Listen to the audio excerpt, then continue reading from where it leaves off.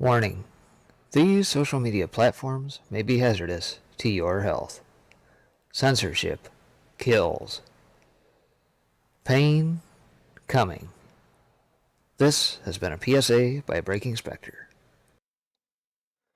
Good morning, everybody. How we doing? Spectre here for another edition of In Case You Missed It news here on this now 10th day of December. Hopefully you guys are doing well. Days are winding down toward Christmas here. Not looking too bad here in my neck of the woods. A little chipper out. Big ball of fire in the sky this morning. Sun's out. Can't complain. No snow on the ground. So, hey, I'm not going to complain at all. Aside from that, here this morning, we'll get a rundown of the oil market here in just a moment. Talk a little bit about used car prices, cargo theft. Nurses net, obviously traveling nurses making boku dollars net as a lot of hospitals net are kicking the unvaxxed out or those who refuse to take the jab. Household net worth, we'll talk a little bit about that. Starbucks deciding that they want to try their hand at becoming unionized here yesterday. Biden, of course, and the congestion at the ports, all that. We're going to talk some about that. The polar vortex apparently heading our way. And, of course, talk a little bit about the CPI print here this morning. We'll get into all that and more here in just a moment. Stick around. I'll be right back. Hey everybody, Spectre here. Just wanted to give a big thank you to all you guys who continue to support my work. Jump in, day out on the streams, support all the various pieces I put out, etc., etc. And in doing so, I figured what the heck, we'll put some merch out there if you guys wish to continue to support and help defray some of the costs of streaming, which many of you guys know many of us incur. Got a handful of shirts and ad here. Spectre Does News. We got the Realize, Real Lies shirt and that you hear on my PSA periodically. And of course the No BS insignia from the show I do over on the 5x5 channel, all of which you can get for the low price of $19.99. Aside from that, you can get the Let's Go Brandon #FJB shirt as well in a variety of colors. And I've recently added the hoodies in a variety of colors you can get right there as well. And last but not least, you can grab yourself a No BS shirt and the Zip Up hoodie as well. If you don't want any articles of clothing, well, you can grab yourself a mug or a 20-ounce water tumbler if you wish. Your choice. And of course, as always, just want to thank you, the listeners, the audience, those who are in chat day in, day out. Thank you for your continued support. All right into it we go here this morning. Weather-wise, well, we got a few things cruising across the west into the Midwest here. Looking at the old precip cast here from the northwest all the way down through the middle part of the country here. We've got some snow heading across the upper plains, and of course, perhaps all the way down through Colorado and that down into some rain in the southern states here across the southeast. It looks like we're getting perhaps a little bit of rain cruising across. But aside from that, temperature-wise, well, that's not looking too terrible bad either. So long as we keep this nice purple glob of stuff up there. Looks like here across the Midwest and that, we're not going to be doing too bad here. 50s, 60s here, perhaps a little bit later on. Heard a little bit about this rain in that upper atmospheric river and that storming across California here. Don't necessarily see that on the map, and thankfully we don't see any more of these named bombogenesises. Is that a word? Bombogenesises? Coming across here anytime soon either. So aside from that, let's get into it here. Futures rebound ahead of critical CPI print here this morning. It says U.S. futures rebounded on Friday from Thursday's sell-off as traders waited with bated breath for an inflation report that could strengthen the case for an aggressive policy tightening by the Federal Reserve. While Oracle Corp jumped on an upbeat third quarter outlook, at 7:30 a.m. Eastern, Dow E-minis were up 109 points or 0.3%. S&P 500 E-minis were up 16.25 points or 0.35%.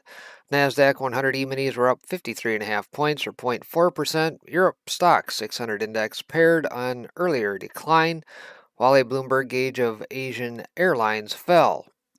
In China, Evergrande chairman Hui Ka-yan sold just over a 2% stake in the company.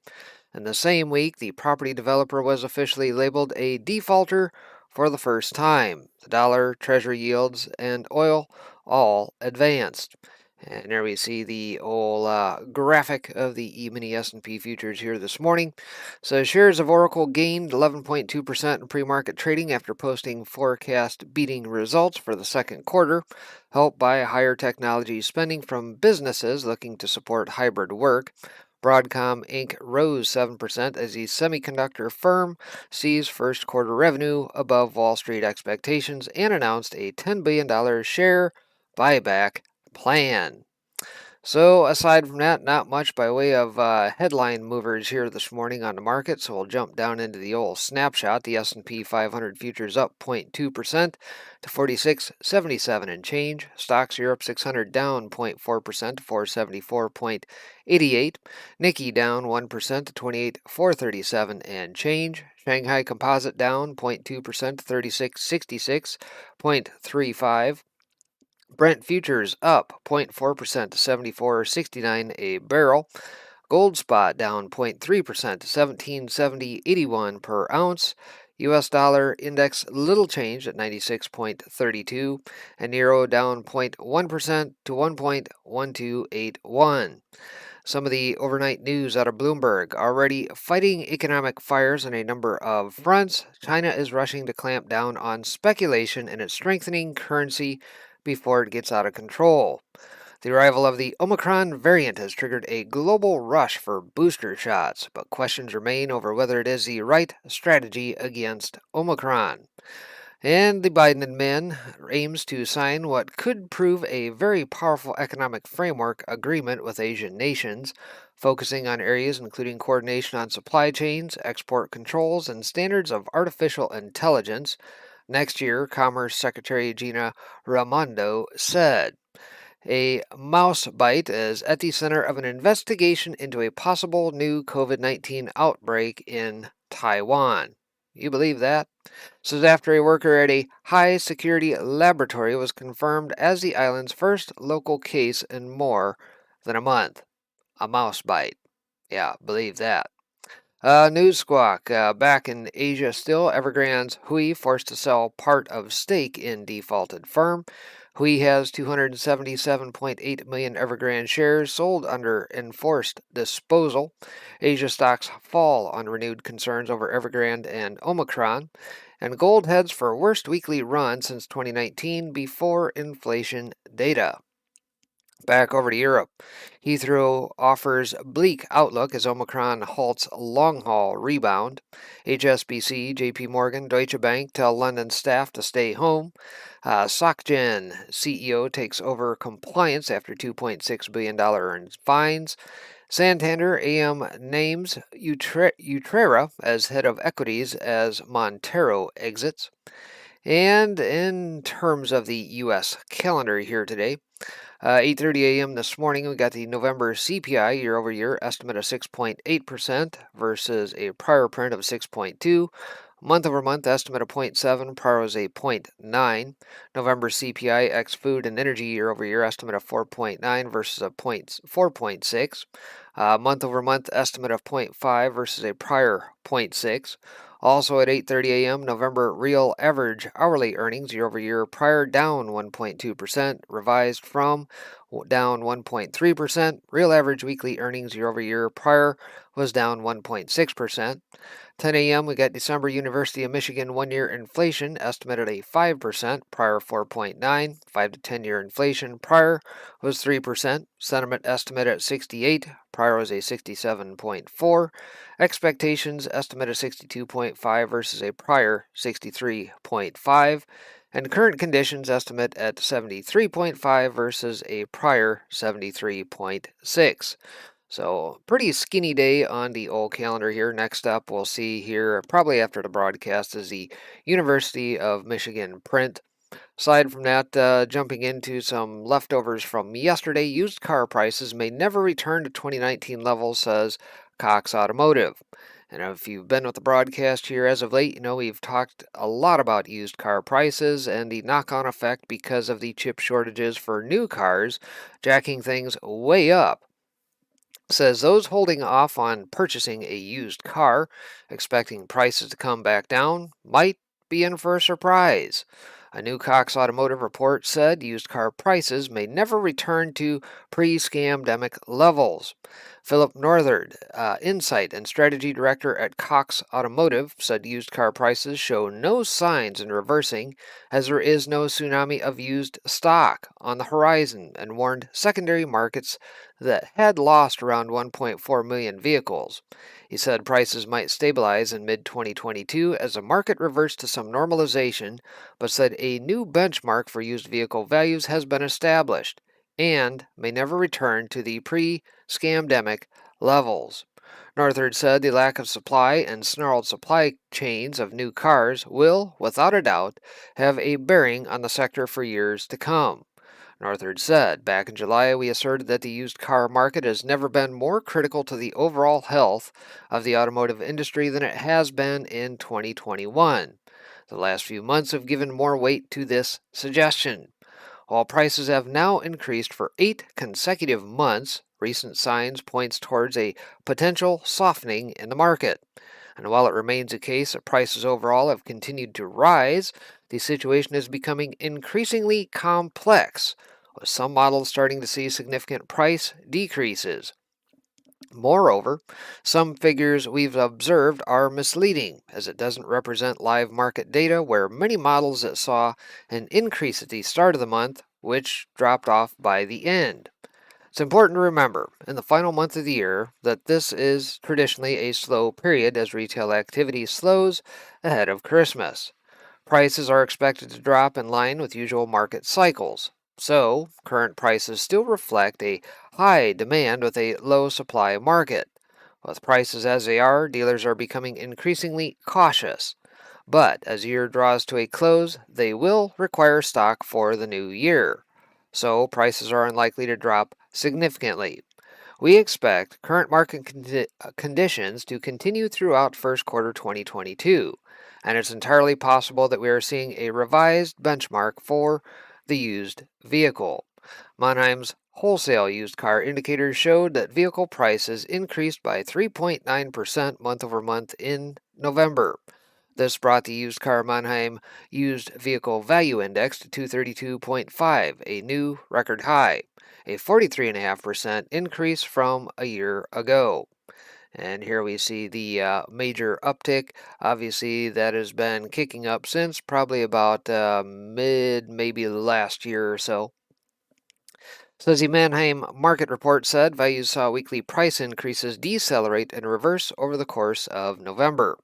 As used car costs continue their vertical move higher and might never revisit pre-scamdemic levels, this suggests the used car component of the Consumer Price Index has more room to rise in November. CPI will be released on Friday and is expected to provide an update on the state of inflation that is now deemed persistent inflation, as Fed Chairman Jerome Powell said last week it was time to retire the narrative transitory, if he ever bought it to begin with. Consumers will have to get used to paying high prices for used cars. This will affect the working poor the most, who have had their credit scores tarnished during the scamdemic downturn. And thanks, Jay Powell. So again, everything, as usual, points right back to the Federal Reserve and their infinity money printing machine, right? Cargo theft is soaring as thieves take advantage of increased traffic and idled shipments, so, as if it's not bad enough that we can't sort out our supply chain issues over on the left coast of California, with over 90-some ships sitting waiting to get into port, now we got to worry about all the containers sitting on land actually getting jacked and products stolen out of it. So out of Freight Waves here says record container backlogs at U.S. ports and overstressed supply chains are creating conditions ripe for cargo theft, according to experts. The backlog across all logistics infrastructure is causing containers and shipments to sit idle, not just in the ports, but outside the ports, increasing opportunities for them to be targeted by criminals. Ron Green, Vice President of Business Development at Overhaul, told Freight Waves. Overhaul is a real-time visibility and risk management platform based in Austin, Texas.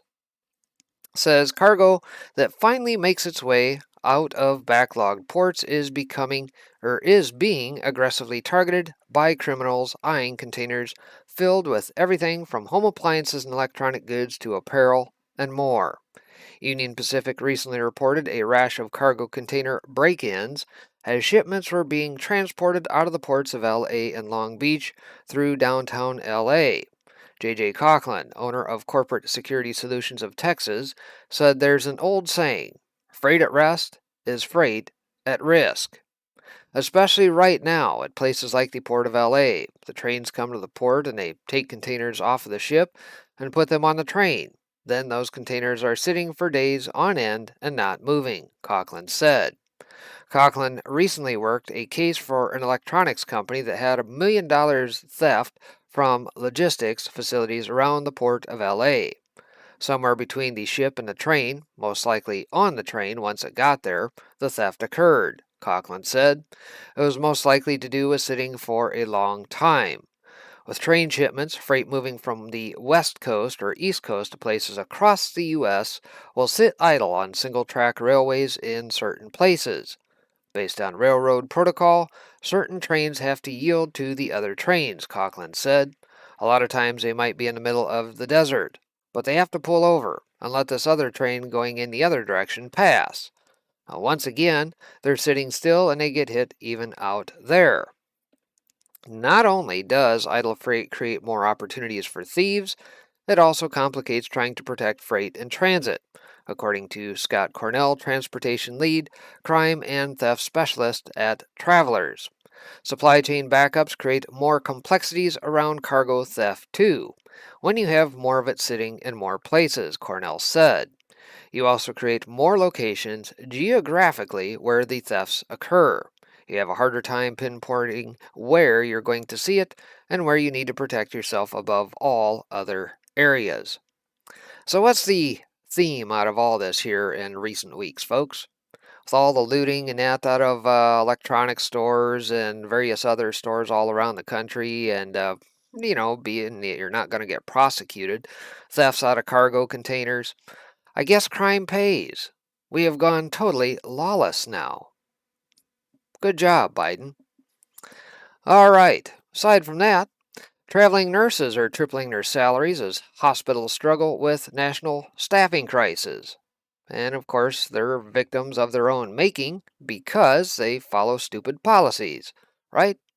So at the end of the day, you play stupid games, you win stupid prizes. And of course, some of these traveling nurses obviously stand to benefit. Good for them, I suppose, if they're jabbed. Says, for some reason, hospitals around the country can't seem to hire enough staff nurses, which has led to a boom in demand for so-called traveling nurses who sign 13-week contracts and earn many times the pay they would for working full-time. Nurses have been complaining about this dynamic on social media for months now, as thousands of full-time nurses complain that they are bearing the brunt of staffing shortages while not being fairly compensated. But finally, it appears the Washington Post has caught on, publishing a report on soaring demand for traveling nurses. As the Washington Compost explains, if 2020 was the year travel nurses took off, with 35% growth over the pre-scamdemic year of 2019, this year has propelled it to new heights, with an additional 40% growth expected. The Compost said it's got the number from an independent analysis of the healthcare workforce in the U.S. Continues here, traveling nurses are a hot issue in the scamdemic healthcare scene in the U.S., as an aging, burned out, and retiring nurse workforce saw unprecedented rates of employees retiring after the 2020 horror show. The return of hospital services that were shut down last year and a shortage of foreign recruits and nursing students have combined to leave hospitals desperately short-staffed on the nursing front. Of all the things that keep CEOs of hospitals up at night, this is the key one, said Chip Kahn, President and Chief Executive of the Federation of American Hospitals, which represents about 1,000 for-profit facilities. Nurse unions insisted that the staffing crisis in healthcare would end instantly if hospitals raised wages to attract more full-time staff. Gee, you think that's the only thing? Instead, hospitals appear content paying workers a massive premium for short-term, ad hoc arrangements. And it's not like demand for healthcare is expected to drop off anytime soon. Most projections have demand growing exponentially over the coming decades. One of the country's largest nursing unions went a step further and blamed hospitals for creating the staffing problem by trying to keep the number of full-time nurses as small as possible. The nation's largest nurse union maintains that hospitals are suffering the consequences of the just-in-time staffing model they created to cut costs by keeping the number of full-time staff nurses as small as possible. This current staffing crisis is one of the hospital industry's making, Deborah Berger, president of National Nurse United, said in a written statement. They need to take a long, hard look at how their treatment of permanent staff and exploitation of the nursing ethos has inevitably led to this unsustainable model of staffing hospitals. Whether or not hospitals bear the greatest responsibility for creating these conditions, it's ultimately the companies that arrange traveling nurse assignments that have benefited the most, financially speaking, from the boom. Prices charged to hospitals have risen alongside demand, leading some hospitals to accuse traveling nurse agencies of price gouging. But the nurse staffing firms insist they're simply meeting the market's demand. But one area where nurses and management agree is this, that healthcare staffing is suffering from fundamental problems that must be addressed for some measure of balance and efficiency to return. We need a better way to think about how we oversee and distribute and monitor the supply of our healthcare workforce, said Bianca K. Frogner, director of the Center for Health Workforce Studies at the University of Washington School of Medicine. We don't have any kind of centralized workforce commission in this country. The Compost spoke to a traveling nurse named Alex Stowe for its article. Stowe described the travel nursing gold rush in personalized terms, telling the reporters that he earned as much as $95 an hour, triple his full-time rate at his previous nursing job, for traveling assignments lasting roughly 13 weeks. Stowe says he's building out a van with a bed and some other equipment as he prepares to live the life of a traveling nurse. Oftentimes, Stowe's assignments aren't too far from his home. His current assignment is in Traverse City, Michigan, only a few hours from his old full-time job in the state capital, Lansing. Stowe hopes he'll have time to see the country when he has time off between assignments. Even if COVID wanes in the coming months, staffing shortages likely won't let up anytime soon. The average age for ICU nurses in the U.S. is north of 50, and many have already retired. In healthcare alone, 534,000 people left their jobs in August, according to the Bureau of Labor Statistics. Some left for other jobs, but others simply quit or retired. In long-term health and long-term care, such as nursing homes and assisted living facilities, 400,000 healthcare workers have left since the scamdemic began. U.S. hospitals have faced periodic nurse shortages for years, and demand was high even before the scamdemic, fueled by aging patients and more people with insurance, said Bart Valdez, the CEO of Ignovis Health, which manages 6,000 traveling nurses, including Stowe, at hospitals across the country. And as pressure on nurses grows, many are being forced to reckon with leaving their current jobs to consider other, potentially more lucrative opportunities. Aiton said that 2020 was the year of everyone to the barricades. Let's solve this national problem. And 2021 is the year of, if this is what it's going to be like, I've got to reevaluate my life. On top of all this, President Biden wants to make it harder for nurses to work by mandating that they get vaccinated or look for work elsewhere. Probably not the smartest plan right now. And yeah, it all comes down to that very last statement there. Seems to be the big elephant, perhaps, in the room, right? And not just nursing, but many professions all across the lands. If you're going to require a jab, and you're going to try and push this through some bureaucracy known as OSHA, and people are going to stick to their guns and, not buy into this crap, then gee, you should expect this. And yes, frankly, unfortunately, we're probably going to see a lot more shortages, not less. In any case, moving on. Household net worth hits record 145 trillion, up 34 trillion since COVID, but there is a catch.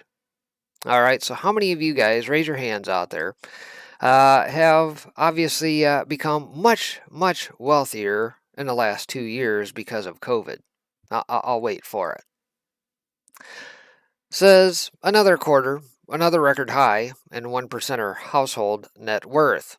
The Fed's latest flow of funds report released at noon today showed the latest snapshot of the U.S. household sector as of September 30th, 2021, which confirmed that 1 year after the biggest drop in household net worth on record, when $8 trillion was wiped out in the first quarter of 2020, in the third quarter of 2021, the net worth of U.S. households soared by another $2.362 trillion, a slowdown from the $6.14 trillion in quarter two, or 1.7%, rising to a new all-time high of $144.7 trillion.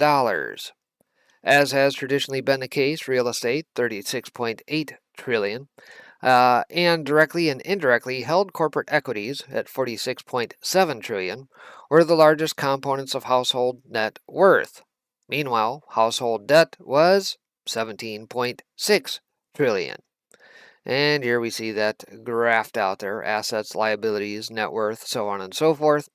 So this means that over the past 12 months, U.S. household net worth has increased by, in quarter two 2020, $8 trillion, third quarter last year, $4.3 trillion, fourth quarter last year, another $8 trillion, first quarter this year, $5.3 trillion, second quarter this year, $6.1 trillion, and now here third quarter at $2.36 trillion, for a grand total of $34 trillion. And since the bulk of this wealth goes to a fraction of the wealthiest 1%, see chart at the bottom, we'll get to that here momentarily, says it means that the COVID scamdemic has been the biggest wealth transfer in history, making America's richest even richer. Look at the composition of the $2.4 trillion change in wealth. $1.4 trillion came from the gains in home prices, while the value of directly and indirectly held corporate equities decreased by $0.3 trillion, in line with the decline in stock prices in the third quarter. This was the first drop in the value of household equity assets since the COVID crash, and was driven largely by the brief panic surrounding Evergrande, which took place at the end of September, and briefly hit stocks which closed the third quarter slightly lower. And here we see the print here at down 318,000 or so there, third quarter of 2021. And visually, this is what that looks like here in trillions of dollars. Total change 2.36 trillion. Corporate equity down, was that 318 billion. Real estate up 1.44 trillion, etc.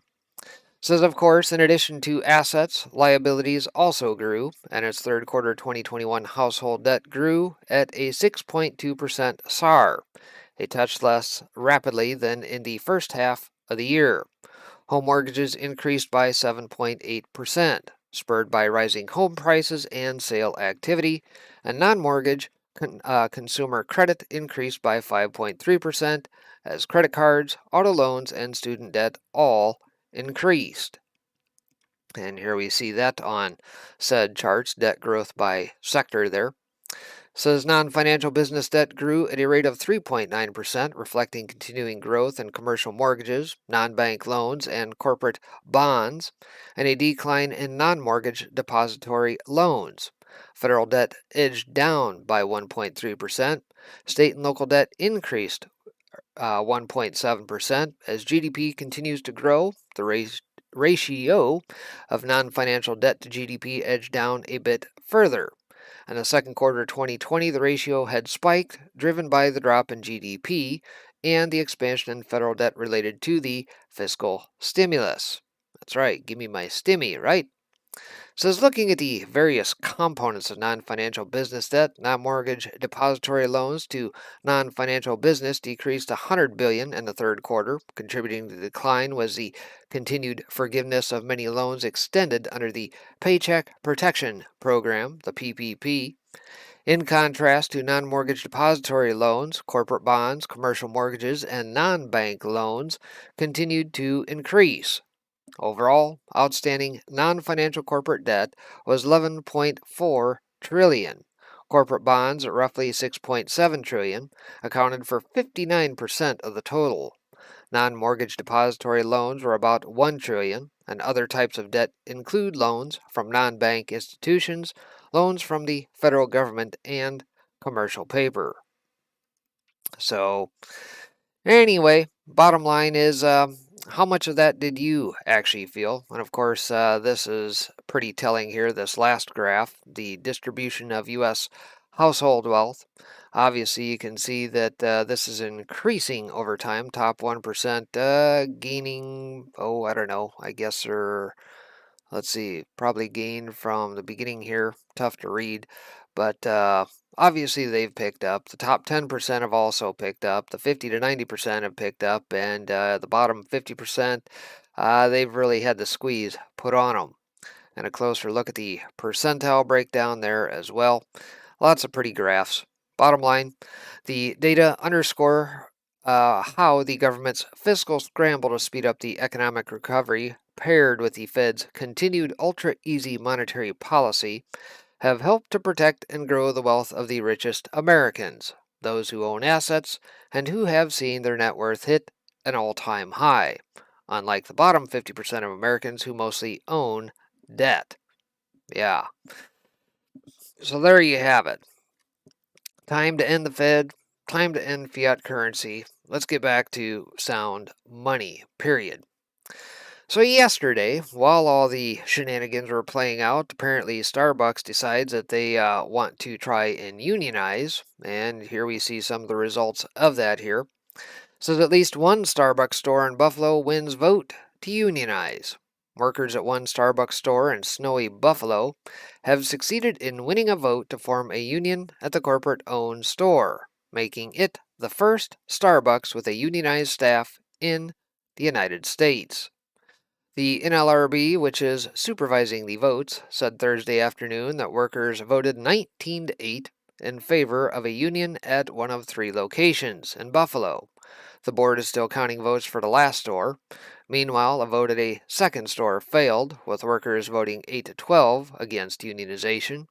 9 workers at the third Buffalo Starbucks voted against unionizing, while 15 voted in favor. 9 voted against, and 7 votes remain disputed. It's unclear when the final tally will be available, and all the tallies still need to be certified by the board. Now, mind you, help me understand how many positions at the old Starbucks, all your baristas, how many of those are full-time jobs? I don't know, just a question. And by the way, who goes to Starbucks to start a career? You plan on being there for a long time, or is this just a passing through job that is probably part-time? I don't know, just some questions I have. Says, assuming the Labor Board certifies the vote, a process expected to take up to a week, it would be the first for any Starbucks-owned store in the U.S. to unionize. Starbucks has actively fought unionization at its stores for decades, saying its stores function best when it works directly with employees. But workers have complained about a lack of raises and inadequate pay during the scamdemic, when Starbucks stores were inundated with complicated custom orders brought on by social media trends. According to the AP, workers watching the vote count over Zoom on a big screen at a union office in Buffalo erupted into cheers and chants of Elmwood, Elmwood, Elmwood when the results of that location's vote were announced. The workers celebrated by jumping up and down and hugging each other. A Twitter account representing Starbucks' nascent unionization effort shared a photo of the workers in a celebratory tweet. And apparently there is a tweet waiting for the vote count by the NLRB and preparing to be the first unionized Starbucks in the United States. Power to the people, right? Anyway, video of the reaction also made it to Twitter thanks to a handful of journalists. There we get Steve Brown there, reaction. Workers at all three stores began voting by mail last month. What? Voting by mail? Are you kidding me? On whether they wanted to be represented by Workers United, an affiliate of the Service Employees International Union, or remain non-union. The NLRB began counting ballots from workers at all three stores on Thursday. Around 111 Starbucks workers were eligible to vote in the elections.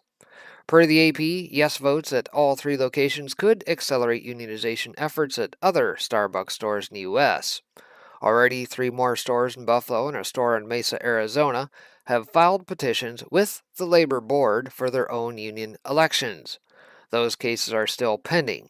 Workers are petitioning to join a union called Workers United, an offshoot of the SEIU. So anyway, we'll break from that. Of course, Bernie Sanders has to pipe in. Congratulations to SB Workers United on the historic achievement of organizing the first ever union at a company-owned Starbucks in the U.S. The company should stop pouring money into the fight against the union and negotiate a fair contract now. So, while you fight for those extra high wages for pouring those coffees and lattes, did you ever stop to think that probably on a per month basis, you're probably going to have that pretty well wiped out by things called union dues? I don't know, just a thought. And so, what happens when you can no longer afford your child care, your rent, your gas, energy, and everything else because, well, you voted to unionize, and now you have all this money taken out of your check because you're unionized, and you're kind of right back where you started. I don't know, just a thought. Hopefully, these people think these things through, but I could be wrong. Anyway. So back to the port situation here, the old Build Back Better Biden. FreightWaves has got this, says, we're starting to see some traction. Port of LA Executive Director Gene Soroka proclaimed on Bloomberg TV on Tuesday. Those aging containers are down by 50% over the last 6 weeks. Well, I suppose if you flash back to that article I just covered, maybe part of that is due to the fact that they're being jacked. I don't know. Just a thought. Heck, they're getting on trains, not moving, and all the products are being stolen. Soroka was referring to long-dwelling containers targeted by a dramatic, highly controversial fee plan backed by the Biden administration. Or rather, a plan that threatens to levy a fee that no one, including the ports, ever wants to be levied. The fee on long-dwelling containers was set to begin on November 1st rather, then delayed until November 15th, then to November 22nd, November 29th, December 6th, and December 13th. The string of delays has led to an increasing belief that the fee will never happen. Will a plan to threaten a fee continue to work after so many reprieves, particularly as the empty Christmas shelves political risk dissipates? It's already working, a lot less than it used to. American Shipper analyzed all of the available statistics and found that progress in clearing long-dwelling containers has slowed significantly over recent weeks. Shipping consultant John Monroe wrote in his weekly newsletter, "My money says a new port surcharge may never be implemented, as long as we continue to improve the port congestion. And is this happening? No. But don't tell anybody. This is a best-kept, dirty little secret left uncovered." Meanwhile, percentage changes such as the one cited by Soroka are inherently prone to spinning. Say it ain't so. The White House reports declines measured in 20-foot equivalent units, whereas the ports publicly report declines in containers, regardless of size. The Port of Long Beach and LA report their container numbers in 2 different ways, and any percentage change is heavily skewed by which date range you pick. So, cherry pick the data, all looks good, you get some spin out of all circleback Saki, and all is well. or depending on if you go by the port, which I would tend to believe is probably more accurate, as picked up by a lot of freight waves and American shipper articles that we've covered here, I would tend to believe that all day long. Out of Port of Long Beach, the fee plan, if ever implemented, would charge ocean carriers $100 per import container for boxes moving by truck that dwell for 9 or more days, and for boxes dwelling 6 or more days that move by rail. The charge would escalate by $100 a day until a container leaves the port. Carriers have said they will pass the charge along to shippers. And the Port of Long Beach provides statistics on the number of containers that meet those two specific late definitions. But Port of Los Angeles does not. For Long Beach, the vast majority of reported late containers are in the 9-day plus category for trucking, not the 6-day plus category for rail. The total on Monday, 20,772 containers, was actually 20% higher than the total 3 weeks prior, on November 13th, of 17,271 containers. Excess dwell containers represented 35% of total import containers on the port on Monday, up from 29% on November 13th. So again, depending on which way you slice and dice this, one way may look good, and of course, obviously you get the spinner in chief talking about this, and of course they want to make everything all rosy, and it's not exactly so. Mind you, here in recent days we found out that they decided to kick the old shipper's net over the horizon so they're less visible for folks not wanting to take pictures off the coastline. And what was it, November 16th, I think they said they had like 96 some ships net waiting to hit port here. And of course that number has probably grown since. I think we're up over 120 if I'm not mistaken now. Anyway, according to the White House reports, the White House puts out twice monthly releases on supply chain issues, including stats on containers dwelling 9 days or more at the Port of Los Angeles and Long Beach. The White House reports the numbers in TEUs, not containers, and most of the containers in LA Long Beach are 40-footers.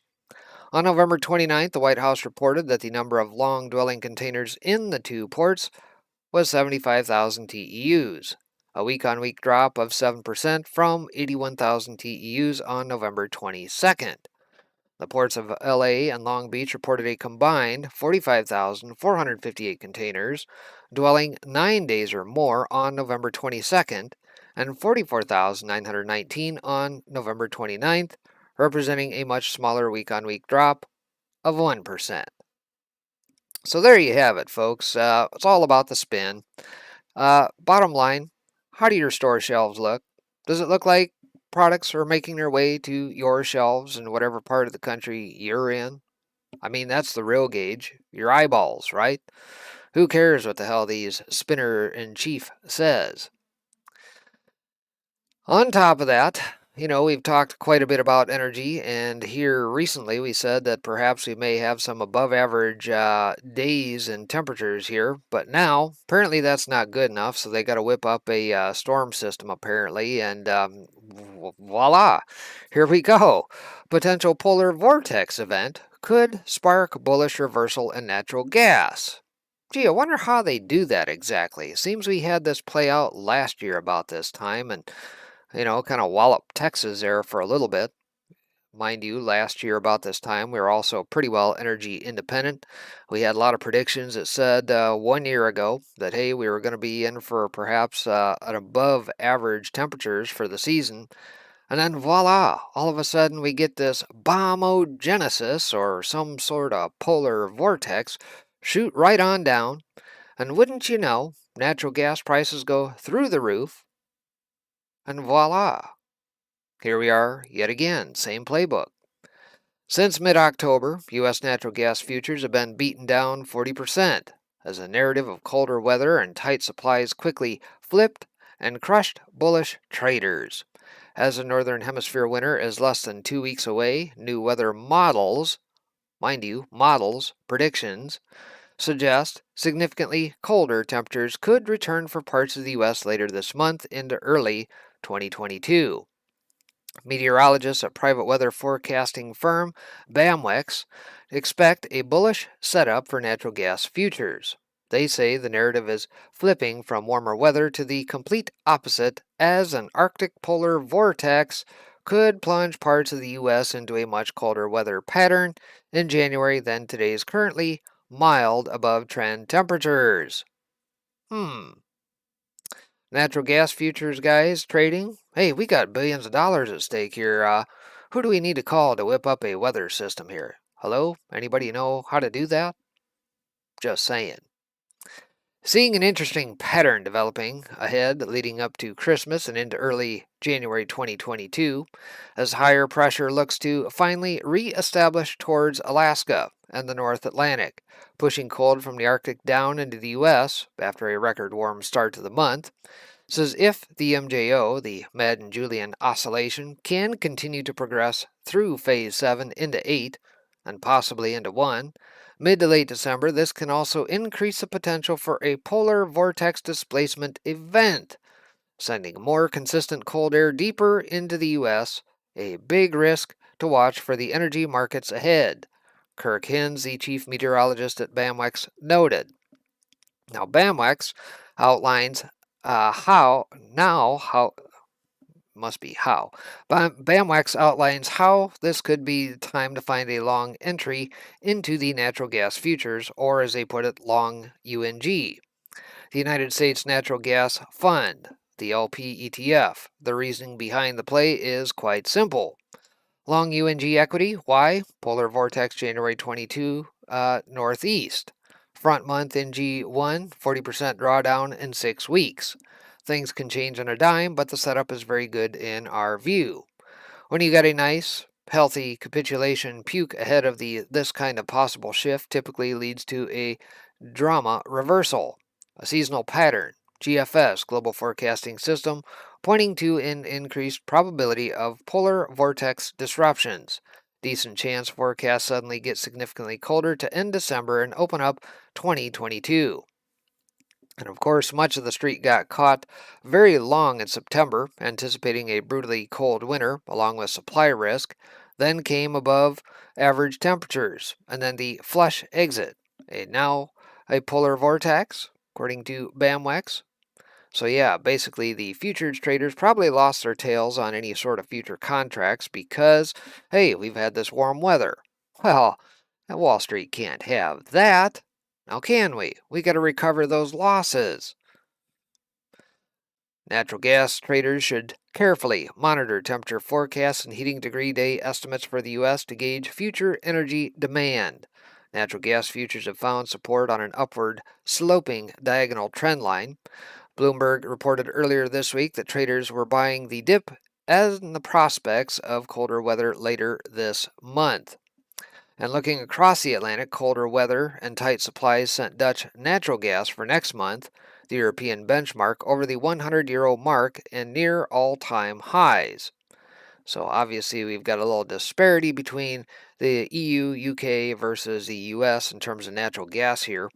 Says the divergence between US and European energy prices is remarkable and may also suggest a reversal in US natural gas is nearing. So obviously if you go all the way back to, probably about July timeframe, that's when things tended to start diverging greatly between the EU and UK. You've obviously seen how that has gone up. We've talked about it here on the broadcast. But in the meantime, here U.S. side, WTI crude and U.S. gas has gone the opposite way. And so if you're a trader on the market who probably, goes after futures and everything else, well, we can't be losing money on the population here in the U.S. while, making bank on Nord Stream 2 or Gazprom or whatever else is going on in Europe. Can't have that. Says if BAMWEX is right, a monster reversal in U.S. natural gas futures could be ahead if forecasts pan out. So again, modeling. Where have we heard that before? And how well does that work out, especially for the COVID stuff? Just a thought. Last but not least, financially here this morning, prices climb at the fastest pace since 1982, but it could have been worse. Says having surged faster than expected in 7 of the last 8 months, all eyes are on this morning's Consumer Price Index, as this is the last big release ahead of next Wednesday's Federal Reserve decision, where Deutsche Bank economists, among many others, are expecting they'll double the pace of tapering. Chair Powell himself reinforced those expectations in recent testimony, stopping just shy of unilaterally announcing the faster taper. Crucially, he noted the CPI print and the evolution of the virus were potential roadblocks to a faster taper next week. And sure enough, CPI printed at 6.8% year over year, right as expected, and the fastest rate of increase since 1982. If anybody was here yesterday on the broadcast, do you remember what we talked about happened in 1982? A gentleman by the name of von Braun recognized that, Mr. Federal Reserve, things aren't looking too good here. CPI at that time was about 10%, and what did he take? 38 revolver in with him before he was apprehended? We got a little room to run, obviously, but we seem to be heading on a similar path.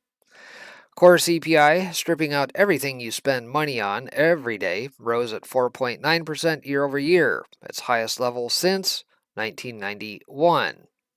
In another blow for Team Transitory, the drivers of inflation were increasingly broad-based, rather than just in a few categories affected by the scamdemic. Under the hood, everything rose in prices. So basically, every single sector has been hit, from food to energy, all items less food and energy, commodities, new vehicles, we talked about used cars, medical care, commodities, services less energy services, transportation, medical care services, all of it up. Says the shelter index increased 0.5% over the month, as the indexes for rent and owner's equivalent rent both rose 0.4%. These increases were the same as in October, and November shelter inflation rose 3.84% year over year, up from 3.8% in October, and November rent inflation jumped 3.05% year over year, up from 2.7% in October. The index for lodging away from home rose 2.9% in November, after rising 1.4% in October.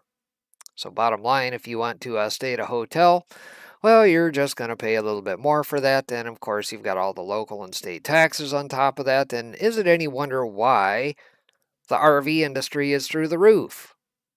Talked about that here recently, right? So anyway, here we see the shelter rent inflation year over year change. It's on the rise.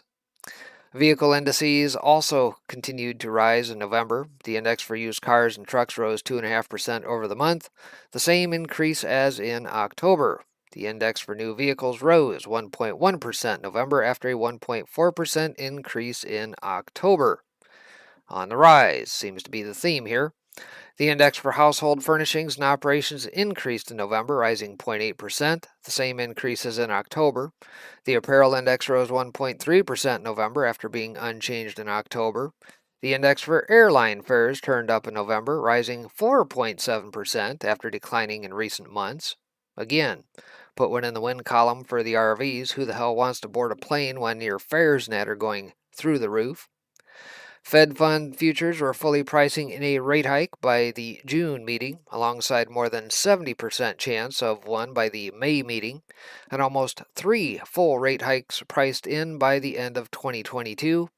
But notably, 2-year yields dropped on the CPI print as it missed the 7% whisper level. So for what that's worth. And the rate hike odds in the STRS also dropped modestly. And let's see here, perhaps even more notably, the rate of acceleration of CPI is extreme, to say the least. The 12 million rise from 1.1% to 6.8% is the fastest acceleration since the early 1950s. Good times. Now, it may have been the death knell for Team Transitory, with Chair Powell taking plans to retire the term in the recent testimony before Congress. Finally, we note that despite the White House proudly crowing about wage growth, real wages shrank for the 8th straight month in November, and with it, American standard of living dwindles. So there we see that. So again, the spin masters over at the White House fail yet again. So anyway, get back to work, Mr. Powell. All right, aside from some financial news here this morning, perhaps you've seen this come across the wire. U.S. wins appeal to have WikiLeaks' Julian Assange extradited. Kind of interesting timing.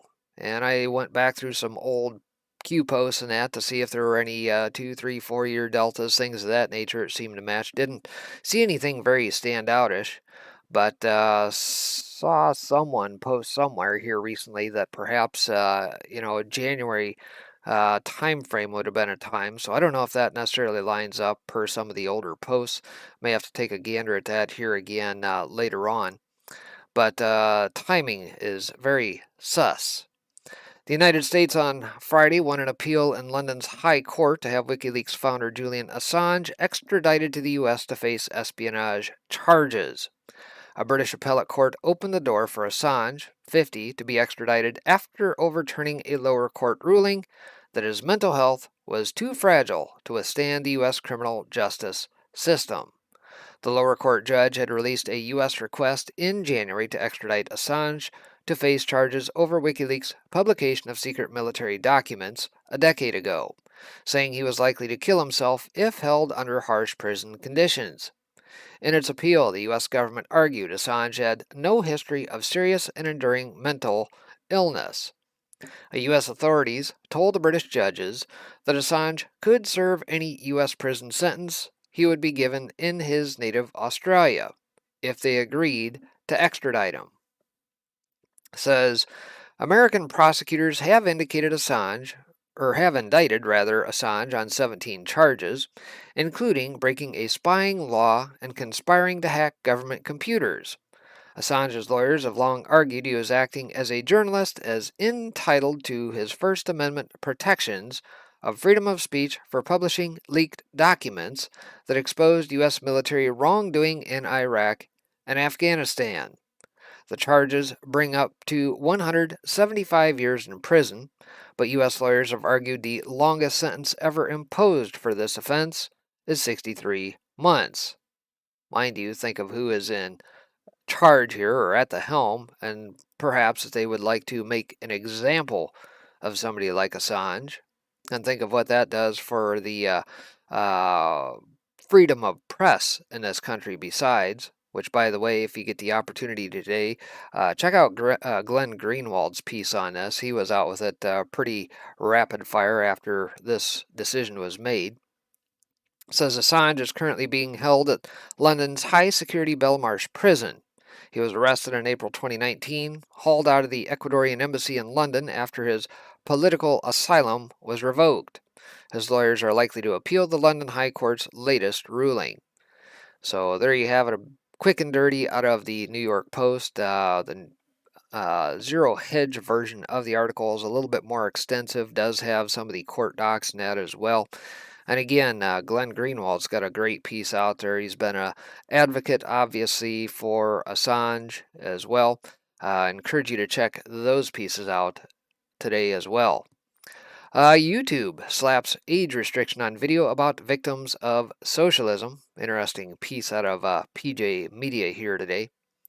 Says YouTube is acting increasingly as a propaganda arm for the political and media elites, censoring content that does not conform to the leftist agenda. Now it is going even farther, putting restrictions on content that is designed to counteract leftist indoctrination and inform young people in particular of uncomfortable truths that the left would prefer they and you did not know. On Wednesday, the Young America's Foundation, a conservative youth group with chapters on many college and university campuses, revealed that YouTube had put an age restriction on a video of a speech from one of their recent conferences. The offending video was a hard-hitting presentation about the human cost of socialism. Now, it's easy to see why the elites, as they do their best to railroad us into socialism, would find that threatening. says if there is anything that young people aren't being taught in today's woke public schools, it is the devastation that the socialist ideology of Bernie Sanders, AOC, and the rest of the Dem Party's key figures has wrought upon the world.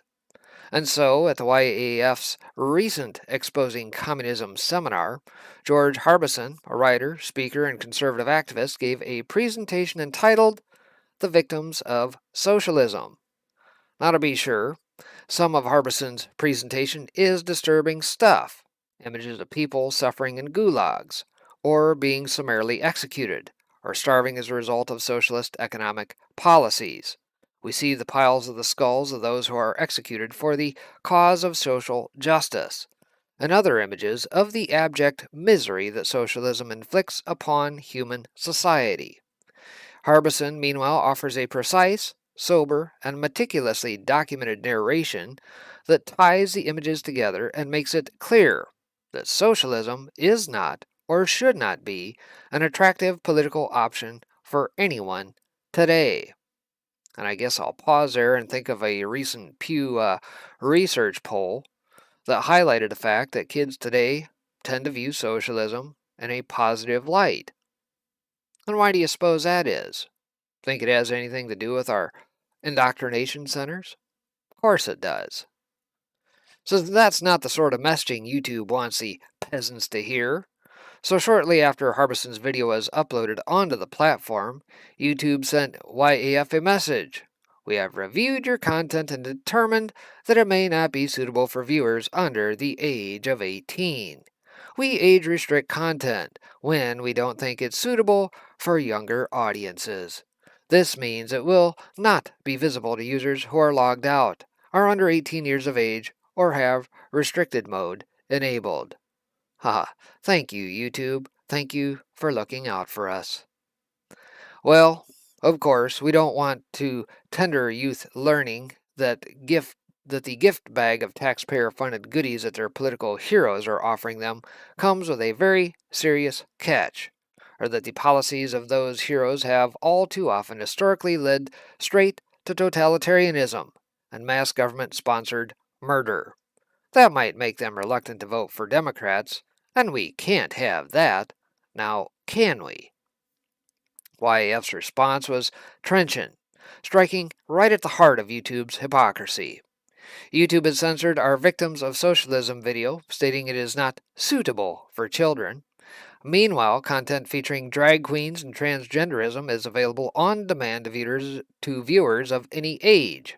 YF spokeswoman Kara Zupkis said that the organization was planning to appeal YouTube's age restriction, adding, YouTube's decision to restrict Young America's Foundation educational video on the dangers of socialism is disturbing. The point of such a powerful video is to awaken the next generation in ensuring that socialism never takes hold in America. High school students will now only be able to access politically correct, censored information that big tech deems suitable. It is a sad day for free speech and for education in America. So, bottom line, that's what's going on with the digital gulag we know as YouTube. I would expect Twitter probably would do the same. Facebook, yep, right up there with it. And so hence why the diversification and proliferation of the social media platforms and upstarts net that we're going to continue to see to get around these jackasses in Silicon Valley. They're digging their own grave. All right, aside from that, out of red state here, Joe Biden and Kamala Harris engage in a shade war at the lying-in state of former Senator Bob Dole. You think this is all contrived? I don't know. Says the relationship between a president and his vice president can be fraught. A vice president has two constitutional duties, neither of which takes very much time. To while away those idle hours, vice presidents attend funerals of foreign dignitaries, and they lead bogus task forces to solve problems that may or may not exist. The president doesn't want the vice president to have too high a profile because the vice president is always a potential rival. There is also a question of personal chemistry, between the two. According to some sources, the most intimate pairings have been Carter and Mondale and Obama-Biden. But more frequently than not, there is a distance. Dan Quayle was on the ticket with George H.W. Bush to give it some sex appeal. Dick Cheney was paired with George Bush to give him gravitas. Pence was, in my view, imposed on Trump so as to not terrify the GOP establishment. Herbert Walker Bush had been Ronald Reagan's primary opponent. He coined the term voodoo economics to criticize Reagan's economic plan, and there was never any visible warmth between the two. It has been rumored that Richard Nixon chose Gerald Ford to succeed Spiro Agnew because A. his confirmation would be possible in the political environment of Watergate, and B. Nixon viewed Ford as dim enough that he thought the threat of a Gerald Ford presidency would save him from impeachment. Joe Biden's relationship with Kamala Harris has never been particularly close. A committee chose her, and at that time, Biden had a memory, and he was torqued over being called a racist sympathizer by Harris in the Democratic debates. Perhaps you might remember that. No love lost. The New York Times described the selection this way. It says Mr. Biden's instincts were not destined to lead him to Ms. Harris. He and members of his family had long expressed discomfort with the way she attacked him at a Democratic primary debate, and his political advisers remembered well the seemingly constant dysfunction of her presidential campaign. There was a particular distrust in the Biden camp for the sharp-elbowed California operative with whom Ms. Harris has long surrounded herself, fearing that they might seek to undermine Mr. Biden in office to clear the way for Ms. Harris in 2024. Yet, no other candidate scored as highly with Mr. Biden's selection committee on so many other core criteria for choosing a running mate, including her ability to help Mr. Biden win in November, her strength as a debater, her qualifications for governing, and the racial diversity she would bring to the ticket. No other candidate seemed to match the political moment better. Harry Reid, the former Senate Majority Leader, said race had been essential to Mr. Biden's decision. I think he came to the conclusion that he should pick a black woman, Mr. Reid said. They are our most loyal voters, and I think that the black women of America deserved a black vice presidential candidate. Says, things got off to a rocky start when Joe Biden's team tried to play pin the tail on the donkey with responsibility for the Biden-created humanitarian and political disaster on our border with Mexico. Says she attempted to parlay a pretty simple management assignment into foreign policy experience, and that has resulted in a clown show of incompetence. Her incompetence and continuous actions that seem calculated to diminish Biden and position herself for a White House run have worn thin. Someone in the White House has started leaking stories about Harris's insecurity, petulance, and lack of intellectual firepower, as well as her crappy personality. Joe Biden seems dismissive of her at public events, for instance, the high drama at the D.C. Soup Kitchen, as Joe Biden appears to snub Kamala. We may have hit peak pick today at the official lying-in state of former Kansas Senator Bob Dole. And Benny says, awkward, shade war. Joe Biden refuses to acknowledge Kamala as he walks right past her in the U.S. Capitol. Then Joe asks Jill to switch seats so he won't be close to VP, neither making eye contact as Joe looks at the ceiling and Kamala looks at the floor. Cringe. See for yourself.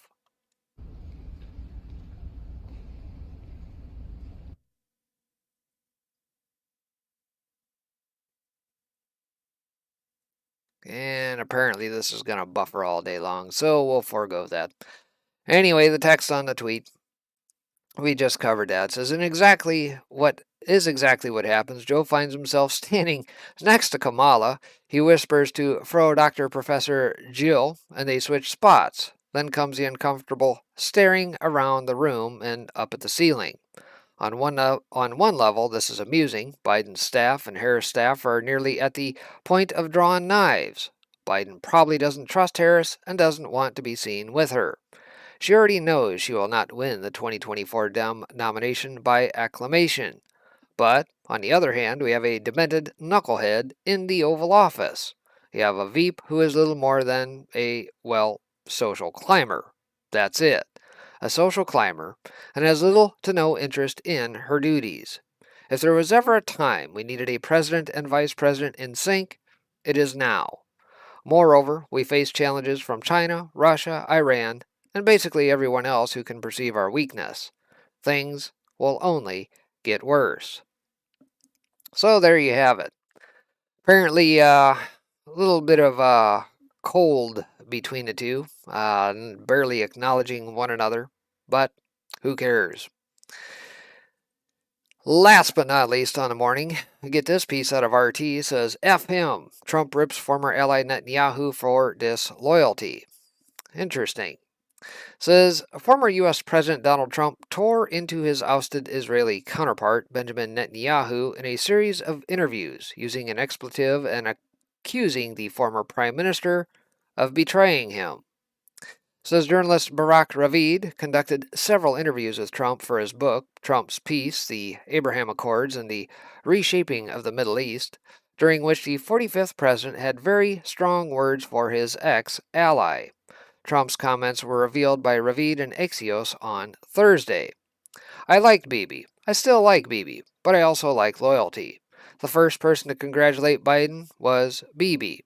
And not only did he congratulate him, he did it on tape, Trump said, noting that Netanyahu was earlier than other world leaders to congratulate Biden's 2020 presidential victory while the election was still being contested. And basically there's Trump's quote there.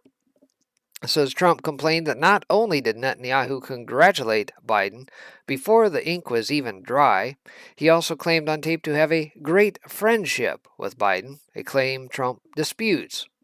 They didn't have a friendship because if they did, the Obama administration wouldn't have done the Iran deal, he said, comparing Netanyahu's congratulatory speech to a person begging for love. That hurt him badly with the people of Israel. Says, as you know, I'm very popular in Israel. I think it hurt him very badly. Netanyahu was ousted as prime minister just a few months after Trump's defeat to Biden, and was replaced by Naftali Bennett. Netanyahu now serves as Israel's leader of the opposition. As President Trump gave many victories to Israel and Netanyahu, which included moving the U.S. embassy to disputed Jerusalem, pulling the U.S. out of the Iran nuclear deal, and formally recognizing Syria's Golan Heights territory as part of Israel. So, few choice words for Trump to old Bibi Netanyahu here as of late. Rather interesting to say the least, but yeah, we'll leave it at that. So, that is going to do it for the broadcast here this morning. I guess before I part, I would ask a question of you guys, perhaps in the various chats here on YouTube, DLive, Twitch, over on the Foxhole. Particularly, where do you guys use your social media? Many of you guys still on Twitter? You guys on Gab? Do you guys use the Foxhole portion of social media? Just kind of curious here this morning. Asked the question where I should try and find you mostly. Do have another piece net that I did last night. I'll be kicking that out obviously here probably today. Should be able to get that uploaded, but will not be on YouTube for obvious reasons because of the content in that covered. Obviously having to do with COVID, reading daisy chains there. So that being said, you'll look for that over on Gab TV, over on Rumble, over on YouTube. I'll have that out here probably in the next little while here today. Hopefully Amazon Web Services cooperates here and everything goes hunky-dory. But otherwise, we'll see you back here this afternoon. Be over on WTPI this afternoon, kicking off at 4 p.m. Eastern. We'll join the boys over there for the broadcast. Otherwise, take care, God bless, and we'll see you back on the next one.